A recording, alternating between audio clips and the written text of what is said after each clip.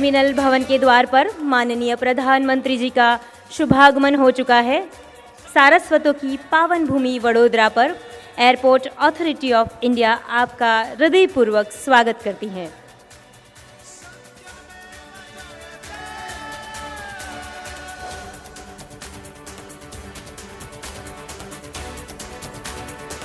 हमारे माननीय प्रधानमंत्री जी का शुभागमन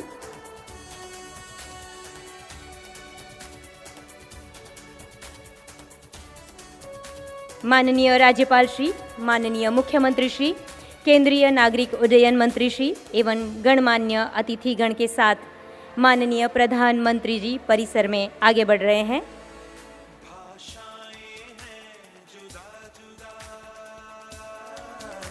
सर्वप्रथम प्रधानमंत्री जी नए एकीकृत टर्मिनल भवन के मॉडल के जरिए टर्मिनल की सुविधाओं का अवलोकन करेंगे और टर्मिनल के निर्माण से जुड़ी हुई कुछ महत्वपूर्ण बातों से प्रधानमंत्री जी को अवगत कराया जाएगा।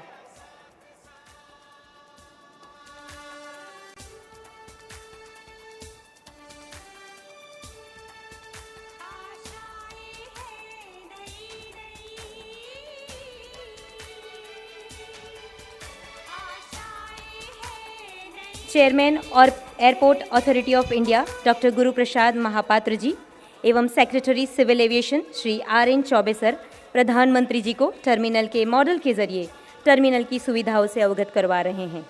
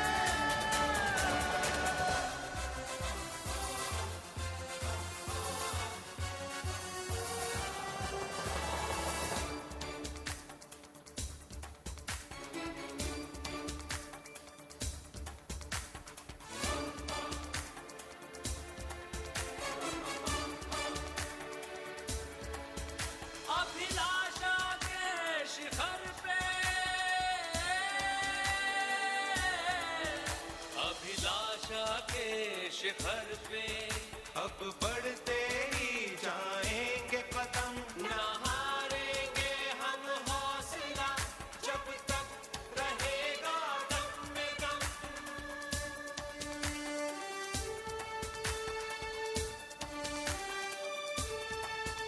एविएशन की दुनिया में भी एविएशन की दुनिया कुछ कर दिखाने के लिए दिलो जान से बेताब हम। Airport authority of India, airport authority of India, airport authority of India, hi India, hi India.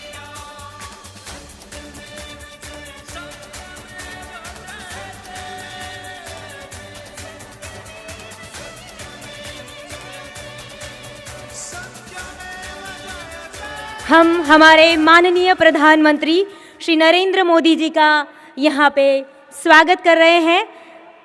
हम सभी की तालियों की गर्जना के साथ, हमारी करतल ध्वनि के साथ स्वागत करते हैं हमारे माननीय प्रधानमंत्री श्री नरेंद्र मोदी जी का। इस मंच पर हम स्वागत करते हैं, अभिवादन करते हैं। आप सबकी तालियों की गर्जना के बीच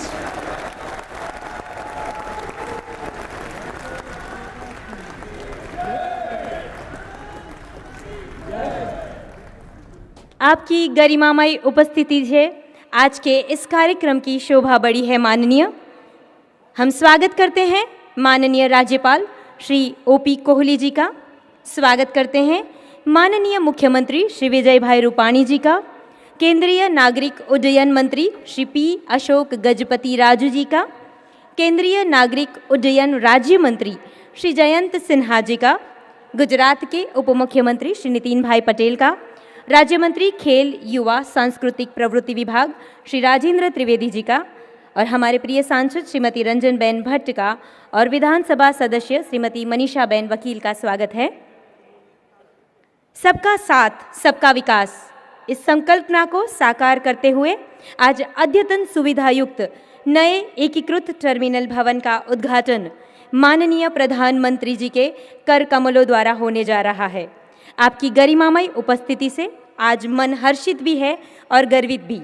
आज के इस अवसर पर केंद्रीय नागरिक उड्डयन मंत्री श्री पी अशोक गजपति राजू जी से निवेदन करते हैं कि आप पुष्पगुच्छ से माननीय प्रधानमंत्री जी का स्वागत एवं सत्कार करें।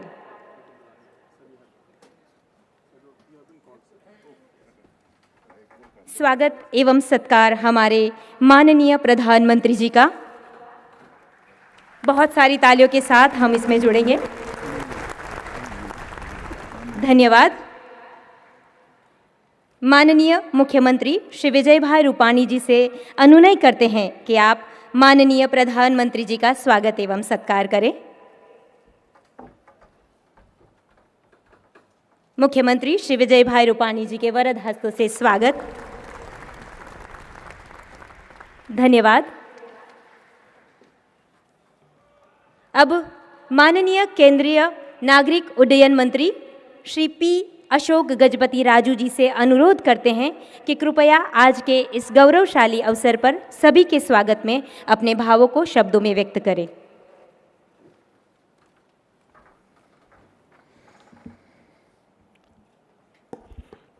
Our most respected Pradhan Mantri ji, Honorable Governor of Gujarat, Kohli ji, Honorable Chief Minister Vijay Rupani ji, my colleague from the Ministry Jayant Sinha ji, Honorable Ministers, Members of Parliament, Members of State Legislature, senior officers from the Government of India and state governments, friends and media, distinguished ladies and gentlemen. On behalf of the Ministry of Civil Aviation, I express my deep gratitude and extend a hearty welcome to our beloved and dynamic Prime Minister, Shri Narendra Modi ji, who is here today to inaugurate the new integrated terminal building at the airport. Your presence inspires and motivates us, sir, and it is a fitting tribute for this state-of-art facility to be dedicated to the nation by you. I extend a warm welcome to all of you who are here amongst us today to witness this memorable inauguration event. Your constant encouragement is a force multiplier for us. Prime Minister, sir, ever since the NDA government took over, aviation sector in India has recorded a phenomenal growth. We are today known in aviation as the land of 20% growth, a feat unmatched by any of the major economies in the world. We are currently the 9th largest aviation market, and under your able vision and guidance are on track to becoming the 3rd largest by 2022. The recently announced National Civil Aviation Policy, which is the first such integrated policy since independence, has given a further fillip to this growth momentum by introducing numerous steps for ease of doing business, affordable flying, doing away with the 520 rule, open skies, skills upgradation are certain revolutionary steps which our government has undertaken with your blessings to take flying to the next level in India. It is estimated that every 100 rupees spent in the aviation sector leads to overall returns worth 3 125 rupees to the economy. Airports today are not only connecting platforms, but are complete ecosystems in themselves. They promote connectivity, catalyze economic growth, provide employment, and demonstrate the cultural mosaic of the region. Vadodara is the third largest city of the state and the gateway of the Golden Quadrilateral. It is one of the cities selected to be developed as a smart city and is an important industrial, cultural, and educational hub of the state. It is therefore only appropriate that the Kala Nagri of Gujarat was provided with this modern facility. Sir, this is a new terminal building, has an area of 17,500 square meters and has been constructed at a cost of 160.20 crores. It is capable of handling more than 700 passengers at a time. The terminal has been designed and constructed with environment-friendly and sustainable technologies. Further, in the aviation infrastructure, an investment of 15,000 crore in the public sector and an investment of 30,000 crore in the private sector is planned in the next few years.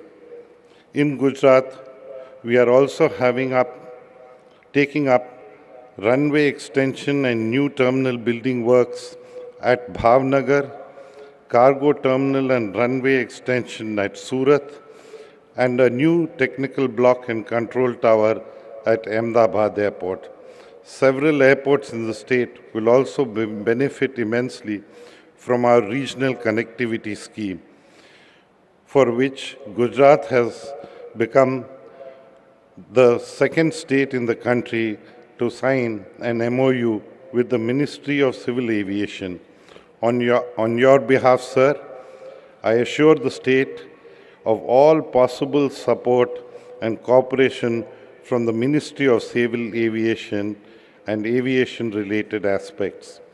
With these few words, I once again welcome the august gathering present here to be part of this inauguration function of this new terminal building. Thank you. Jai Hind. बहुत बहुत धन्यवाद माननीय। अनुरोध करते हैं केंद्रीय नागरिक उड्डयन मंत्री श्री पी अशोक गजपति राजू जी से कि आप माननीय प्रधानमंत्री श्री नरेंद्र मोदी जी को शीला पट्टिका के अनावरण के लिए आदरपूर्वक निवेदन करें। आज वडोदरा के लिए इस नए एकीकृत टर्मिनल भवन का उद्घाटन माननीय प्रधानमंत्री जी अपने कर कमलों से करने जा रहे हैं। हम सब के लिए ये गौरवशाली दिवस है।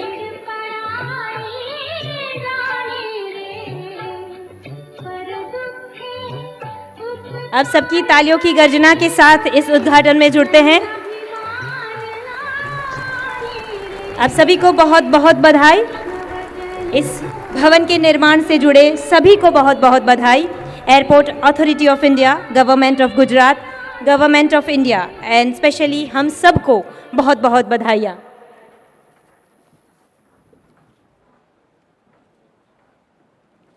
राष्ट्रीय स्वाभिमान को जागृत करने वाले, देश को नई पहचान देने वाले, जन से मन की बात करने वाले माननीय प्रधानमंत्री जी से आदरपूर्वक निवेदन करते हैं आपके प्रासंगिक उद्बोधन के लिए।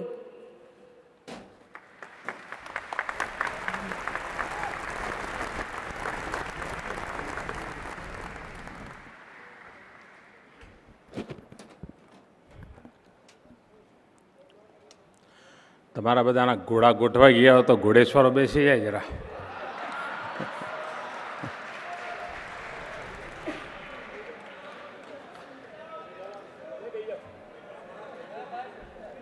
હું આગો પાછો નથી થવાનો.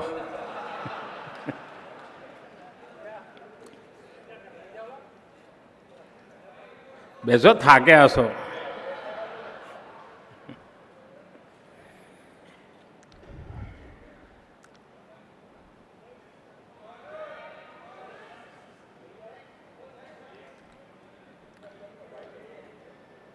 मंच पर विराजमान गुजरात के गवर्नर श्रीमान ओम प्रकाश कोहली जी, गुजरात के मुख्यमंत्री विजय रूपाणी जी, उप मुख्यमंत्री श्री नितिन भाई पटेल, केंद्र में मंत्रिपरिषद के मेरे साथी श्रीमान अशोक गजपति राजू जी, जयंत सिन्हा जी, यहाँ की सांसद श्रीमती रंजनबेन, इस क्षेत्र से विधायिका मनीषा बहन, राज्य सरकार के मंत्री श्रीमान राजेंद्र जी, विभाग के सचिव श्रीमान RN Choubey ji, airport authority of India के अध्यक्ष डॉक्टर गुरुप्रसाद महापात्र और उपस्थित सभी भाइयों और बहनों,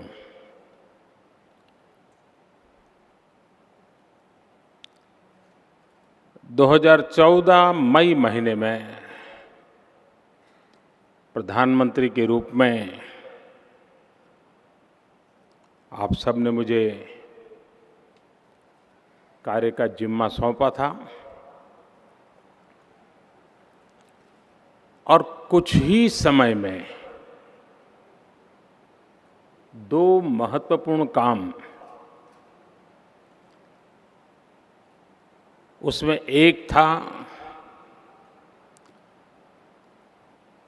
जिसके लिए गुजरात 5 दशक से इंतजार कर रहा था, संघर्ष कर रहा था, कठिनाइयां झेल रहा था। उस सरदार सरोवर डैम की हाइट बढ़ाने का काम सरकार में आते ही तुरंत पहला काम, शुरू के दिनों में जो काम किए उसमें एक था सरदार पटेल के नाम पर बनी हुई सरदार सरोवर योजना को, उसकी ऊंचाई बढ़ाने के काम को अनुमति देना। और मैं गुजरात सरकार को अभिनंदन करता हूं कि जिस तेज गति से इस काम को आगे बढ़ा रहे हैं, मुझे विश्वास है कि समय सीमा से शायद कुछ दिन पहले इस काम को गुजरात सरकार पूरा कर देगी।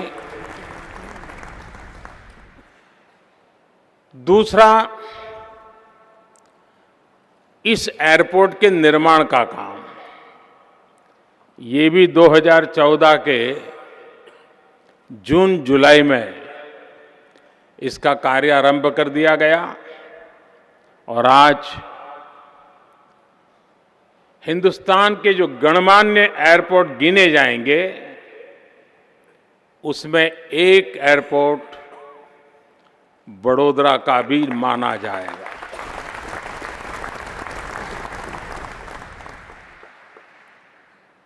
इन दिनों भारत सरकार स्थापत्य के क्षेत्र में जो कुछ भी काम करते हैं उसमें एक बात पर बल दिया जाता है, एनवायरनमेंट फ्रेंडली हो, इकोसिस्टम का ख्याल रखा गया हो। मुझे खुशी है कि भारत में नई सरकार बनने के बाद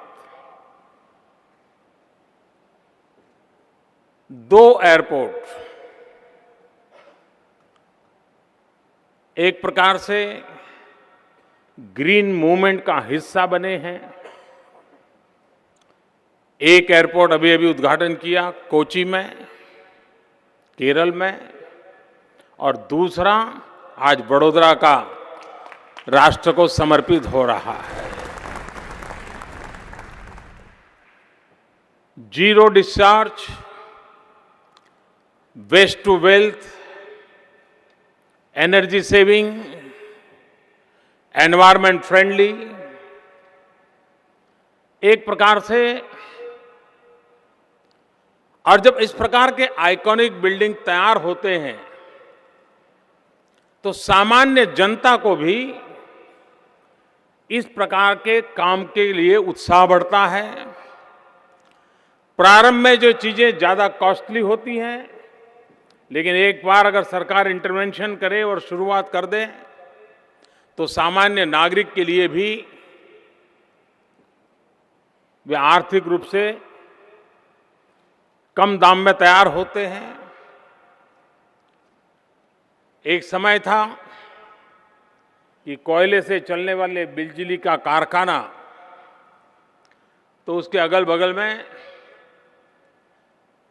कोयले की ऐश का, कोयले की राख का ढेर लगा रहता था और बिजली के कारखाने से बड़ा ढेर कोयले की राख का होता था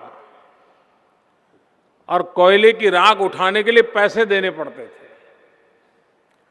और अगल बगल में जो लोग मकान बनाया होता था वो चिल्लाते रहते थे कि भाई ये हटाओ, हम तो मर जाएंगे।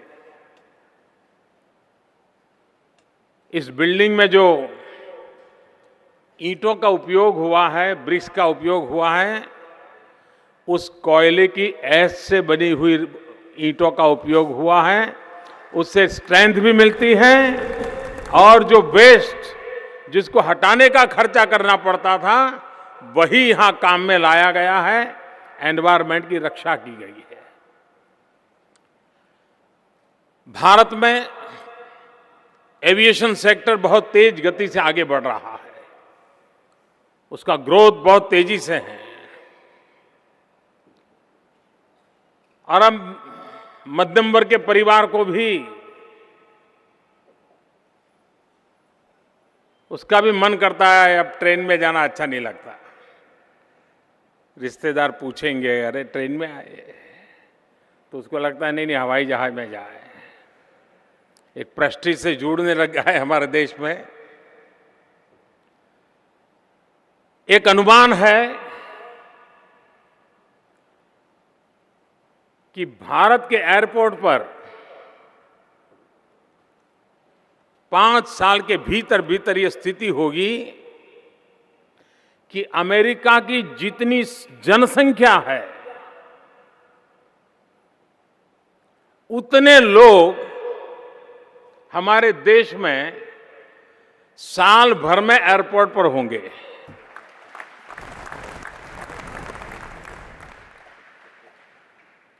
यानी आप कल्पना कर सकते हैं कि यह सेक्टर कितना आगे बढ़ने वाला है।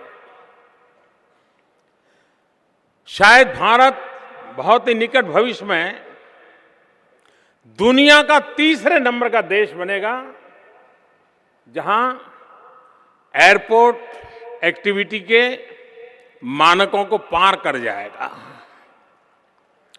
इससे रोजगार की संभावनाएं बढ़ने वाली है। इसके कारण आर्थिक कारोबार को गति आती है और देश आजाद होने के बाद पहली बार इस सरकार ने अलग से एविएशन पॉलिसी बनाई है। हमारे देश में विमान उड़ते थे, एयरपोर्ट बनते थे, विमानों की खरीद बिक्री होती थी, लेकिन देश की कोई एविएशन पॉलिसी नहीं थी। और इसलिए 5 साल में इसको कहां पहुंचाना है, 10 साल में कहां पहुंचाना है, देश के सामान्य मानवीय की रिक्वायरमेंट के लिए क्या करना है, उसका कोई विजन नहीं था। चलता था, बढ़ता था तो बढ़ता था, रुका था तो रुका था, ये था। और उसके तहत ये देश बहुत विशाल है।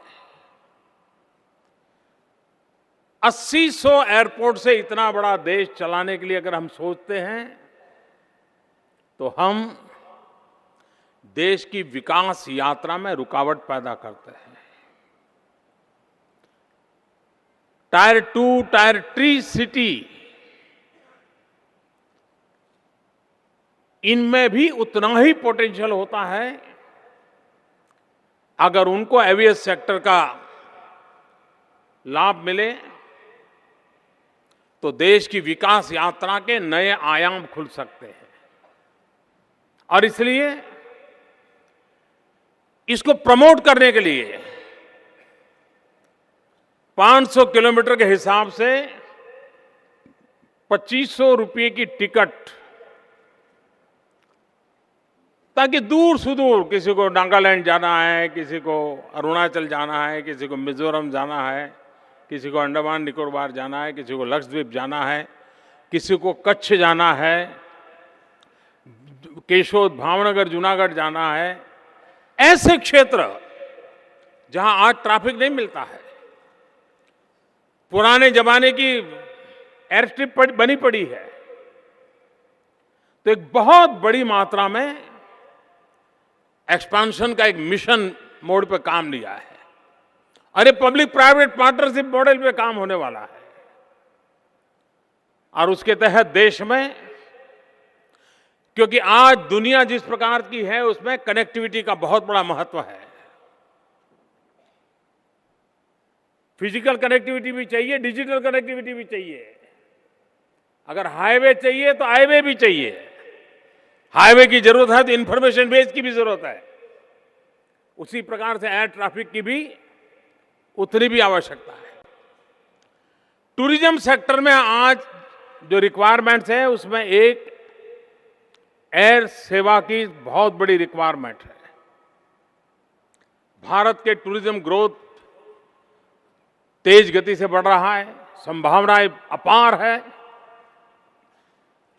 अगर हम नागरिकों को डेस्टिनेशन पर जाने की सुविधा देते हैं तो डेस्टिनेशन पर वो 2 दिन 3 दिन ज्यादा रहता है, ज्यादा दिन रहता है तो ज्यादा खर्चा करता है, ज्यादा खर्चा करता है तो वहां की इकोनॉमी को बहुत बड़ी ताकत मिलती है।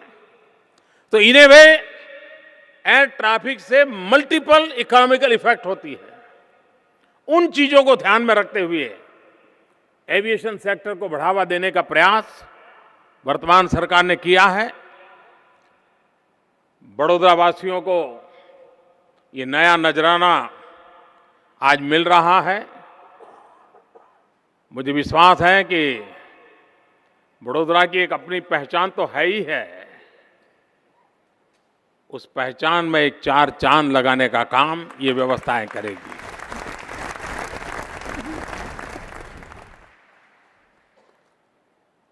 बड़ौदा एक संस्कारी नगरी के रूप में जाना जाता है, लेकिन साथ साथ बड़ौदा शिक्षा का भी हब है। टेक्निकल एजुकेशन में बड़ौदा ने अपनी एक जगह बनाई है। बड़ौदा और विद्यानगर उस दिशा में काफी उन्होंने काम किया है। इन बातों को ध्यान में रखते हुए भारत सरकार ने एक बहुत अहम फैसला लिया है और जिसका असर आने वाली पूरी शताब्दी पर रहने वाला है। 100 साल तक जिसका इंपैक्ट रहने वाला है, ऐसा एक महत्वपूर्ण निर्णय किया है। वो निर्णय है बड़ौदा में देश की पहली रेलवे यूनिवर्सिटी बनेगी।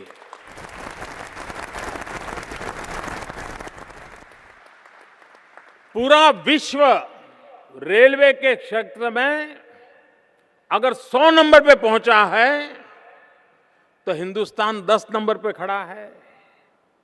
आज भी हमारे डिब्बे, उनकी गति, वो झंडी फहराने वाला, वो सब ऐसा ही है। दुनिया बदल चुकी है, बहुत इनोवेशन हुए हैं।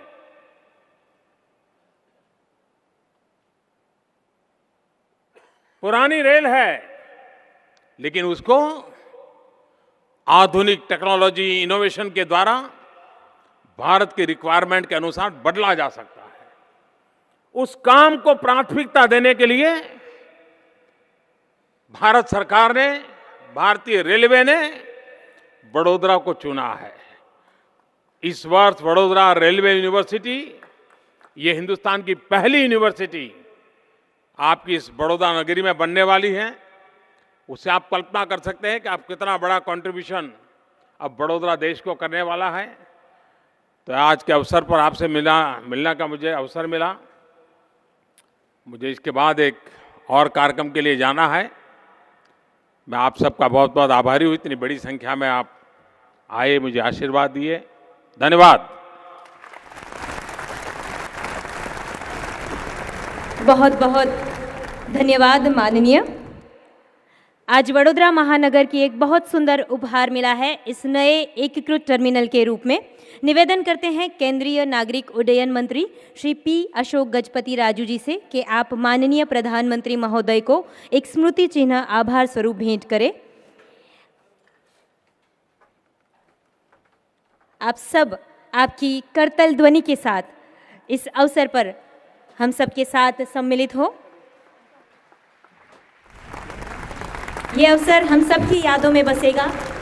यह स्मृति चिन्ह आभार स्वरूप माननीय प्रधानमंत्री महोदय को।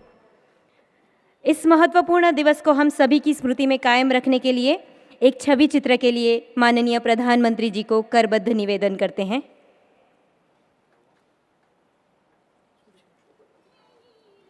Photo session.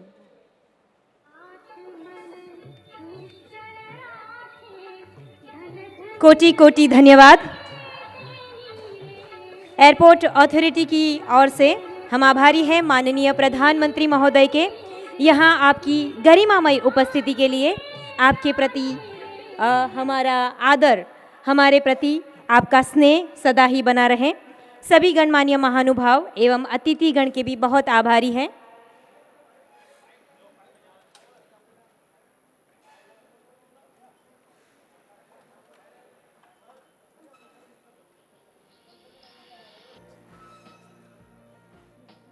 आप सभी को सुरक्षा हेतु आपका स्थान बनाए रखने के लिए निवेदन है। is a huge step towards the future. आप सभी को कृपया निवेदन है आपका स्थान बनाए रखिए सुरक्षा के कारणों से। On the city side curb provides shade and rain protection. The departures level has 16 check-in counters. माननीय प्रधानमंत्री जी, आप सभी के बीच में A comfortable passenger experience. The column free concourse area. आप देख allows सकते easy हैं flow and उनका हम movement सब के प्रति स्नेह। The waiting areas and restrooms are placed, keeping in mind the convenience of passengers. Comfortable VIP lounges are provided with vibrant and new materials. The baggage reclaim area at the arrivals hall has 3 bag carousels. Lights in the roof provide maximum daylight.